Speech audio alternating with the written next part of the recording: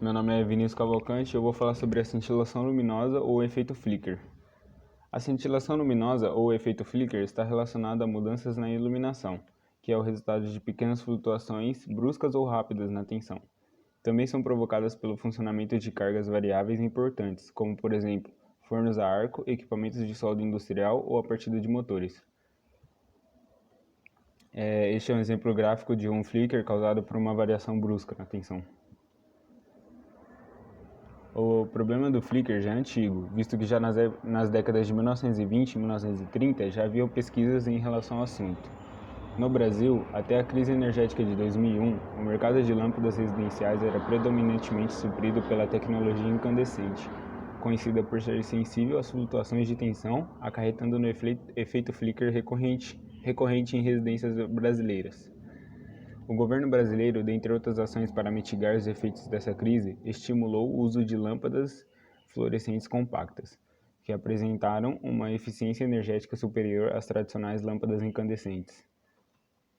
Já em 2005, as lâmpadas fluorescentes estavam presentes em mais de 62% dos lares brasileiros, e durante os últimos anos, verificou-se que a tecnologia de LED vem progressivamente ganhando espaço neste mercado, tendo em vista sua maior eficiência energética, maior vida útil e atualmente possuindo preços competitivos.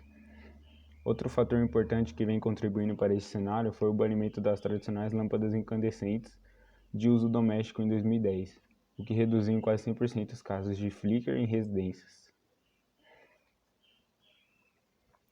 O efeito flicker, como já explicado, é uma consequência da variação da tensão sobre um sistema de iluminação, que ocorre principalmente em lâmpadas incandescentes.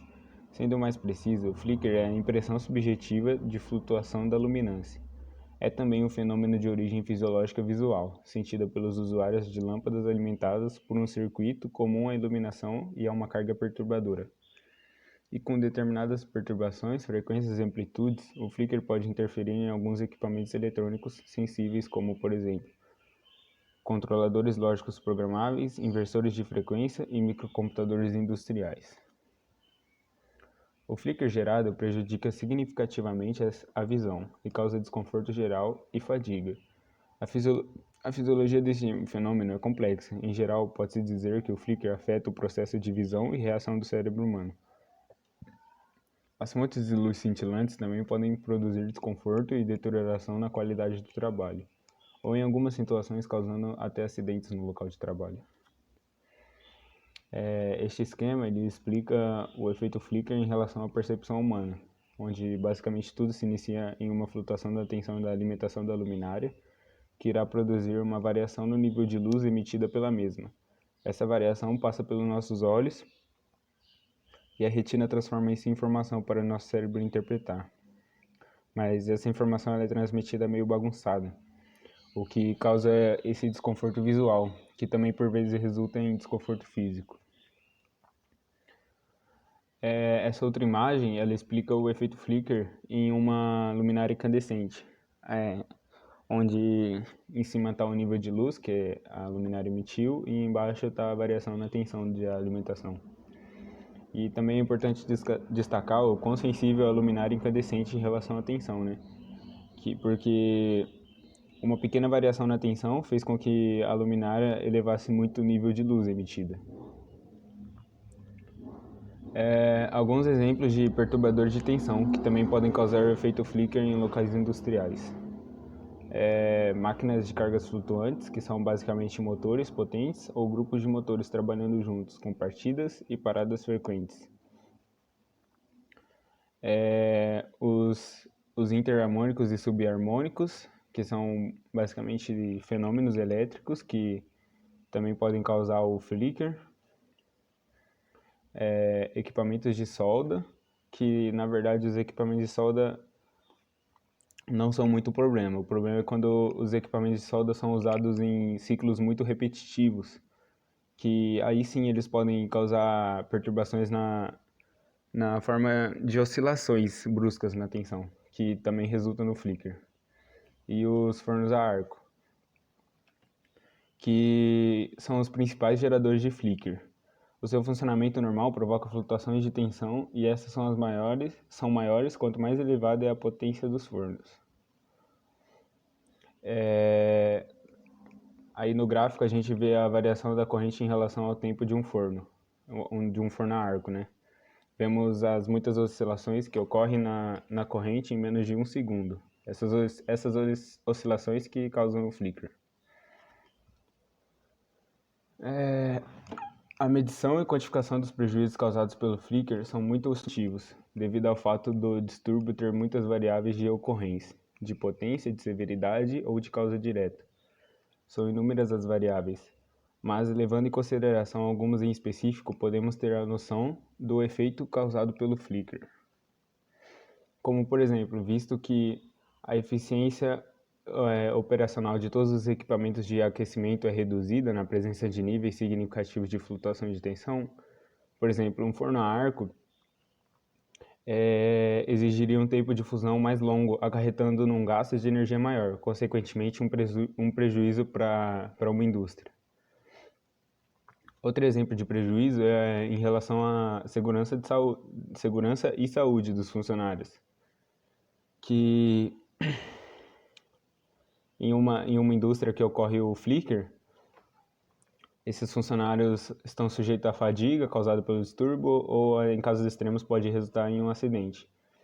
Que tudo isso gera prejuízo não somente para a indústria ou empresa, mas também para os funcionários, né?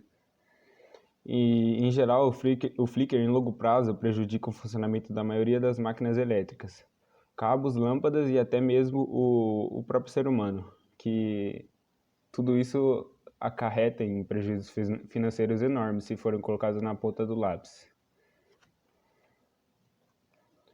Para quantificar e avaliar a severidade do efeito flicker, foi desenvolvida a norma IEC 868, que expressa-se por dois coeficientes de segurança, PST, que é o coeficiente de curta duração, e PLT, que é o coeficiente de longa duração. PST e PLT são unidades de medida de flicker, onde o PST é determinado com 5 pontos de medição: P0, P1, P3, P10 e P50. Já o PLT calcula-se a partir de vários valores de PST. Assim sendo, para PST, recomenda-se calcular sobre um período de 10 minutos, e para PLT, calcular 12 valores de PST em um período de 2 horas. Esse método de quantificação do flicker tem a vantagem de ser universal, independente do tipo de flutuação ou perturbação. As flutuações de tensão também podem ser descritas e analisadas com um aparelho chamado FlickerMeter. Ele proporciona um número de parâmetros diferentes de medida e de análise, como, por exemplo, o valor eficaz do sinal, sensação de flicker instantâneo, doses de flicker por minutos, função de probabilidade acumulada, ou FPC, análise estatística e cálculo dos valores de PST e PLT. Na imagem, um exemplo de um equipamento FlickerMeter. Como soluções, temos a escolha de um sistema de iluminação, já que existem fontes luminosas mais ou menos sensíveis ao flicker. A solução evidente e a primeira que deve ser considerada é escolher bem essas fontes. As lâmpadas fluorescentes têm uma sensibilidade às variações de tensão 2 ou 3 vezes menor que as lâmpadas incandescentes, e também reduzem o consumo de energia em até 20% e têm uma eficácia 10% melhor. Mas as luminárias de LED são a melhor solução.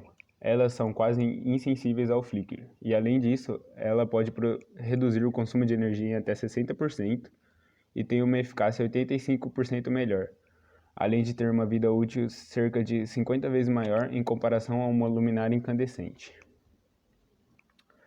Aí está um gráfico, né, mostrando a diferença, a comparação das lâmpadas incandescente, fluorescente e da LED, em relação à eficiência e economia, né, economia de dinheiro na energia. Outra solução tecnicamente viável para a eliminação ou mitigação de mudanças de tensão é o estabilizador dinâmico de tensão.